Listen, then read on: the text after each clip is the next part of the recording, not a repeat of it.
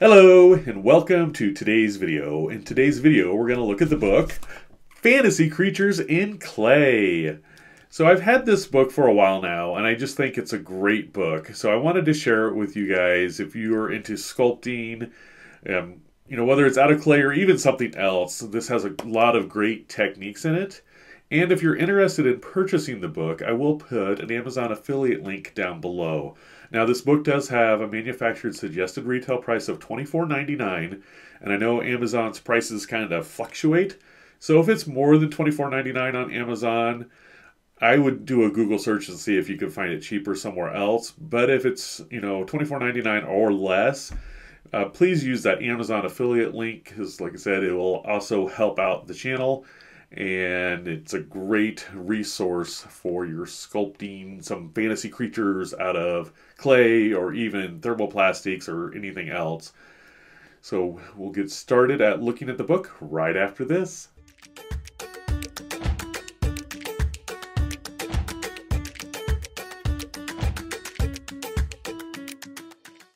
So the book is published by Impact Publishing. It's Fantasy Creatures in Clay, Techniques for Sculpting Dragons, Griffins, and More. It says, sculpt fascinating creatures, explore the world of clay, and learn to create the dramatically beautiful forms of some of the most fearsome and awe-inspiring creatures your imagination can conjure.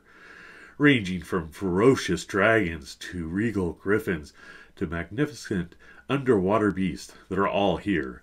Inside, you will learn simple techniques for creating realistic individual parts of fantasy creatures.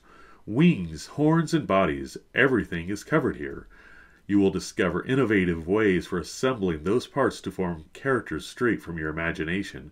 From start to finish, you'll learn everything from brainstorming creature ideas to making armature and building the body with clay, to baking and mounting the creature onto a base. Everything you need to build your very own mythological menagerie. So immerse yourself in these easy-to-learn demonstrations and practice the skills necessary to create realistic wings, paws, scales, furs, facial expression, poses, and so much more. 65 step-by-step demonstrations. Create a sculpture from start to finish. Stunning galleries of finished sculptures including dragons, a steampunk bird, a fiery dragon, a fiery dog, and more. Impact-books.com. Ideas, instructions, inspiration. All right, so we'll get started here. We have very cool, little sketches for fantasy creatures in clay. One of the looks kind of like a steampunky bird or griffin. This is what you need. So it has a list of materials, tools, and other supplies. It has a table of contents here. So we have sculpting mediums, armatures, sculpting basic forms, adding texture and detail, accessories and environments, finishing techniques, painting, and final touches. So this is over 150 pages. So as an introduction, and I'm not going to go through everything of the book. I just want to go through some of it to give you a general idea to see if this is something that you would want to include in your crafting library. So it has sculpting medium, and it talks about some different clays. And then the materials, so it has the clays, the armatures, sculpting tools. And I do use pretty much most of these kind of tools. Wooden bases. Bases are nice because if you want to do some kind of dragon in some kind of dynamic pose, it helps it keep it more stable. And I think it has a nice way of kind of finishing off your sculpture. And then they go over some paints. And then more materials and tools, including finishing tools, heat guns, epoxy, rubbing alcohol, sandpaper, glues, and craft knives. Knife has this really cool underwater creature. Chapter 2 is Armatures. I think the author does an incredible job at armatures. It really shows how to use the wire, use mesh, bulking up with foil, which I do a lot. So they start off with Armature Layout. They do some sketches, concept art. There's only a few pieces of mine that I've done concept art with, but it definitely helps in the more elaborate, more detailed pieces. Goes over armature layout and thumbnail. I really like this drawing because you can actually start your armature on something like this. If you draw it out, you can use your wire and make everything kind of the right size and then bring it into the 3-dimension. Has some building a basic armature. And these, I've done armatures like this following the instructions from the book. This isn't my typical way, but these armatures, they take a little bit longer, but they are very sturdy. Bonus tips down here, like extra limbs, multiple tails, very long horns or spines, adding wings to the armature, creating stronger armatures, dynamic poses. And this dynamic posing, and this is what really helps by putting it on a base and using a very strong armature. Base attachment, crimping joints, adding volume with aluminum foil. I talked about that. Complex environment. So if you want to add kind of a diorama to it, using the wire mesh for like the wings. Love this dragon. Incredible sculpt. Then it gets into basic forms. Go through that real quick. Creating seams. Defining anatomy. So they kind of bulk up the muscle areas. Rib cage. Building the head, the legs. Forming claws.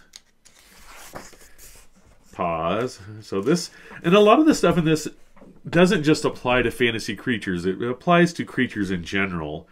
Because most fantasy creatures are some type of exaggeration of an existing creature. Whether it's a dragon, or a manticore, or a griffin, they all have elements that are based in reality. And it teaches you how to do the overlapping scales. Look at that incredible sculpture. Adding texture in detail. And I just recently had a very quick YouTube short on adding texture, so be sure to check that out if you haven't already done so. Doing the face. Kind of skip ahead because I don't want to give everything away. Doing the hair and fur. Have short fur and long fur. And you can see this is almost done as if you're doing scales. But then once you add the texture, it definitely looks like fur. Sculpting the body, skipping ahead to feathered wings.